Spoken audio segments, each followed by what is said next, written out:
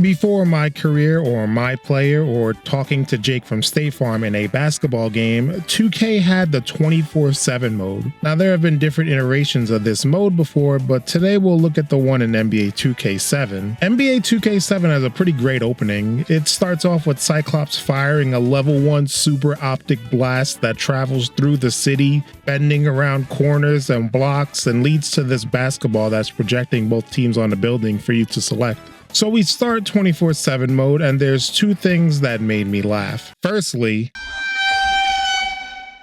what the fuck are you wearing? I have no clue what this guy is thinking with this fit. Guy looks like he's about to audition to be the next host of Blue's Clues. The second thing is that this view is first person, and you pull up to the court like Godzilla. Why is he walking like that? Why are we doing these one small step for man kind of footsteps? Maybe it's fitting. Look out into the sky. This clearly ain't Earth we're on right now. Anyway, we spot Shaq randomly shooting free throws. Our collared friend over here asks for a game, but Shaq asks for the only thing that he would realistically lose in, a free throw battle.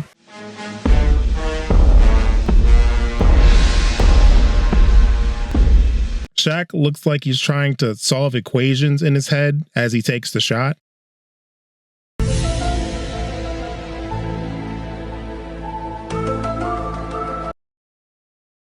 We beat him easily, and he hands us a flyer for this tournament thing. We are then dumped into the character creator. I just used the randomizer to cycle through the slimiest guys this game has to offer, and I ended up on this guy. Look, if NBA 2K creepypastas aren't already a thing, well, you can start with this face. I pressed the circle button to go back in a menu because that's been the case for games for the last 15 years or so.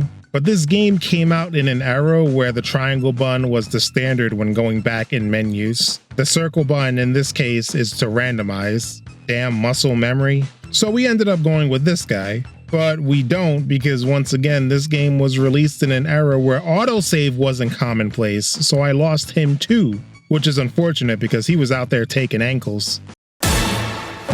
Oh, I'm hurt! So we stay with this guy. So the whole thing with this mode is that there are 6 courts. We have to build up respect by winning street ball games. The more respect we get, the more courts we unlock. The goal of this is to get to a Legends tournament where we have a shot at the NBA. With you on this journey are your friends, Antoine. See, my name is Antoine. The cool-headed optimist, and this dude. Yeah, that's I forget his name. Just call him Mr. Scoliosis because bro is always hunched over. He's the loud comic relief guy. You gonna show off your mad freestyling skills in a off-the-hook rap battle? When you arrive to Chicago, you play basketball in, I don't know, Mankind's boiler room, and you meet the antagonist, Bernard. He's a white guy with tribal tattoos and cornrows.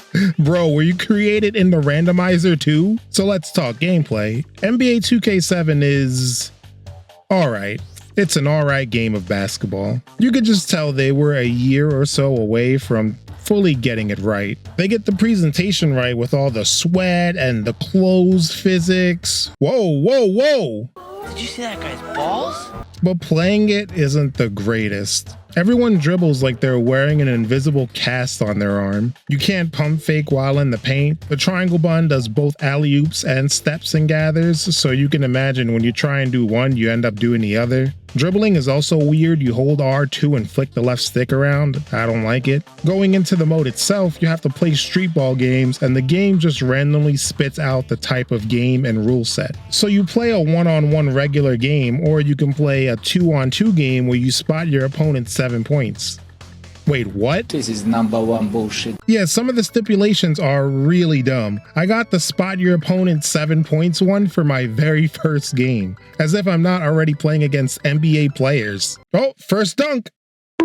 Damn. There's also ones where you can only dunk or layup, but that only applies to you. not your opponent. And there are ones with a timer, but you can just get the lead real quick and just hold on to the ball. There's no shot clock to stop you. When it's a team game, you get to choose your teammates. At first, you are limited to who you can choose, but the more respect you get, the prospect of picking elite players like 2004 champion Darko Milicic becomes a reality. The AI in this game is just brain dead, or at least it is in this mode. In team games, the opposing team can just have their center play point guard.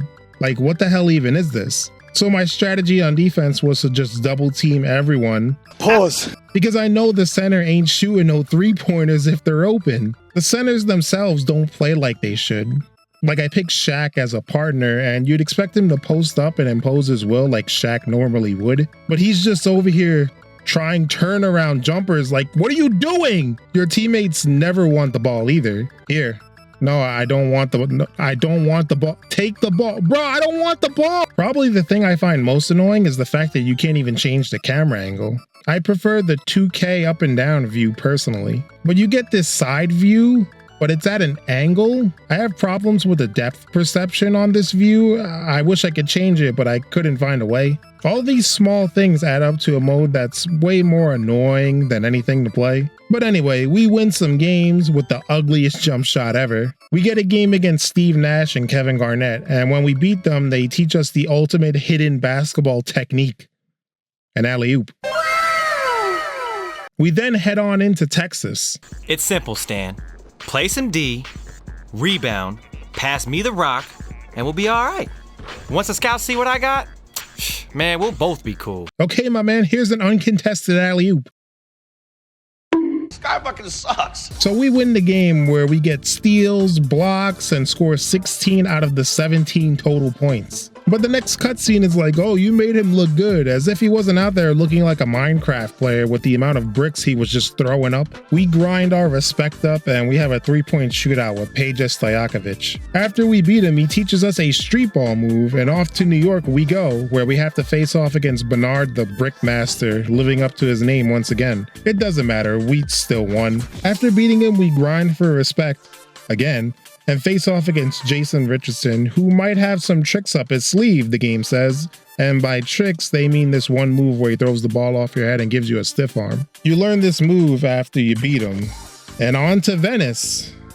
I think you guys see the pattern here. I'm not leaving anything out. The whole thing is essentially you arrive at a place, you do something that involves Bernard, you grind out respect, then you face off against an NBA player that teaches you some unsatisfying street move. There's nothing else, not even a chance to upgrade your guy, which is a staple in every sports game. So I'm gonna just skip to Rucker Park, which is the last stop. Guess who's playing? You have been summoned here to Rucker Park by the Legends Committee for a one-on-one against a guy by the name of Bernard Skills Rogers. Oh, we have an announcer now, and he sounds like a 5th grader that has to participate in read aloud. The committee is saying the winner will get the amateur spot in the tournament. This is your time to shine, baller. I can visually see this guy reading off a script each time I blink. Anyway, we have our final showdown with Bernard. You think you're special, you do. But I get sick. I apparently had bad sushi, but it sounds like Bernard had something to do with it. So this means we have to face him with our controls reversed. This doesn't even faze me, man. I spent hours playing that dizzy minigame in Mario Party. We beat this guy for the 97th time and we move on to the Legends tournament. We pick our squad. Texas seems pretty stacked, but wait. Due to an injury, we have a replacement. Hailing from Chicago, Bernard Skills Rogers. So we have to deal with this guy again. This is really the SpongeBob meme right now. How many times do we have to teach you this lesson? So playing these tournament games is really different because firstly, we have a commentator. To T-Mac, to T-Mac. Passes to T-Mac, passes to T-Mac, to T-Mac, to T-Mac. Peja Stojakovic. Secondly, every team you'll face is full of the best NBA players, and they're all playing their correct positions. I can't leave Gilbert Arenas open because he's going to make the shot, both on the court and apparently off the court too. But through some hardship, we get through the tournament. The ending of the game is actually really profound. The two main characters stand in New York and Bernard tells us to be our own person, to find something to believe in and pass it on. pass the torch to the next generation, not just genetically, but through experiences, art, and the relationships we built along the way. Wait a second.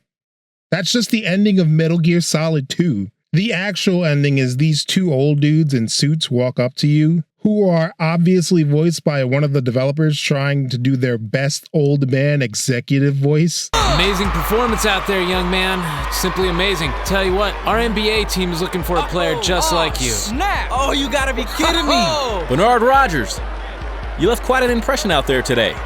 Our team could really use someone like you. Thank you. Finally somebody recognizes talent. I guess this ain't the last we've seen of each other, huh, baller? So we pick our team and... Party people, party people. Wow. Don't you just hate it when something ends so abrupt?